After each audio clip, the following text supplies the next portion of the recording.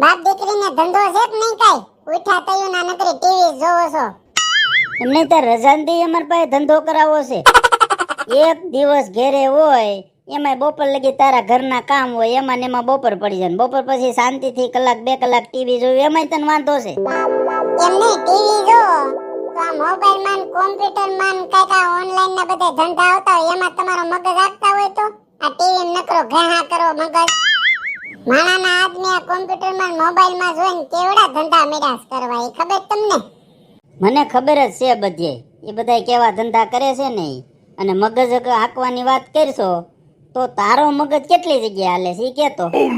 આમ તો હાસી ભૂલાઈ ગયું, મગજ તારો બધી જગ્યાએ હાલે છે, એક જગ્યાએ જ નથી હાલતો. ક્યાં નથી હાલતો મારો મગજ? બધે હું હકાવું છું, મારો મગજ હોશિયાર છે. હા ઈ ક્યાં ના પાડું છું, બીજે બધે હાલે છે પણ એક જ જગ્યાએ નથી હાલતો. એ બધાય બૈરાનો હાલતો કે નો હાલતો એ નથી ખબર, પણ તારો તો હાલતો જ નથી. હાંજે રસોઈ બનાવવાની હોય ન્યા તારો મગજ નથી હાલતો. કાંઈ ના માટે ધંધે ગયા હોય ત્યાં ફોન કરે, ઘરે હોય તો ન્યા આણી કાઢે. હાંજે હું રસોઈ બનાવું એમાં કેમ મગજ નથી હાલતો? સાચી વાત છે પપ્પા. તમને તો ફોન કરીને પૂછે મને કે હાંજે હું ખાવું છે, હું બનાવવું, કાંઈ ઘરમાં નથી. પપ્પા આ મમ્મીનો કાયમિકનો ડાયલોગ છે, હું હાંજે રસોઈમાં બનાવું, ઘરમાં કાંઈ નથી. પપ્પાની સમજી તું મૂંગી રે, મને ખબર જ હતી આગળ વૈસે બોલ છે. તારે લેસન કરવાનું છે, સાનમુની કરવા મર જા, ટીવી જોમાં. બાપ જેવી જ થઈ, માની કાકી વાત આવે એટલે મા બાજુ તો કોઈ દી બોલે જ નહીં.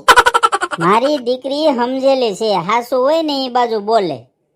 એમ નહીં, હાસુ હોય એ બોલે તો હું ખોટી છું? ખોટીની વાત નથી. તું બ્યુટી પાર્લરમાં જા, ન્યા કેટલો તારો મગજ હાલે છે. ગમે ન્યા ખરીદીમાં ગઈ હોય ન્યા કેટલો મગજ હાલે છે. ગમે ન્યા વાતુના ભડાકા મારવો હોય ન્યા કેટલો મગજ હાલે છે. તો આ હાઈનની રસોઈ બનાવવામાં કેમ તારો મગજ નથી હાલતો ઈ મને કહેતો. લાગે તમને ન્યા હું ઘર લઈને બેઠી છું, આખા ઘરની ઉપાધિ કરું નો એટલું મગજ હાલે હાંજે.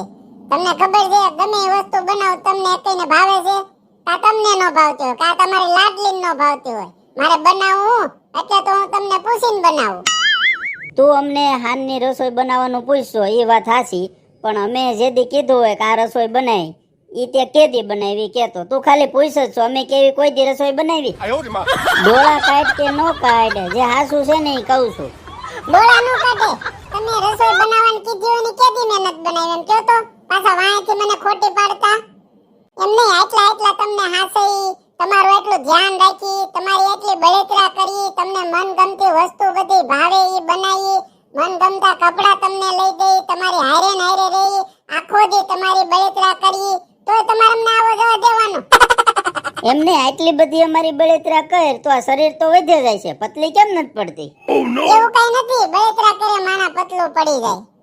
પડી જ જાય હો, જેને બળતરા થતી હોય ને ઉપાધિ થતી હોય ને ટેન્શન વાળું માણા હોય ને એનું શરીર પતલું થઈ જાય. તું તો ગાંઠની જામે જાશો. બસ હવે બંધ થાવ, આજે હું ખાવું છે ઈ કયો. હજી કહી રહ્યો છું ત્યાં પાછું પૂછ્યું હાજે હું ખાવું છે એમ. હા આજ તો તમે જે કયો ને ઈ જ રસોઈ બનાવું, તમારે જે ખાવું ઈ કયો. અને કઈન પછી પૈસા આપજો, પૈસા નથી મારી પાસે.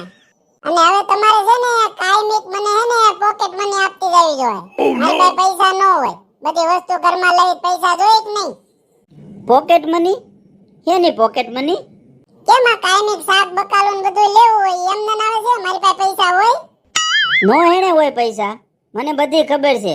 સાન મુની સોરી સુપી થી મારા પાકીટમાંથી પૈસા કાઢી લેશો ઈ નો ગણાય હો, ઈ તો મારી મહેનતના પૈસા છે. તમાર પોકેટ મની તો અલગ દેવી જોઈએ.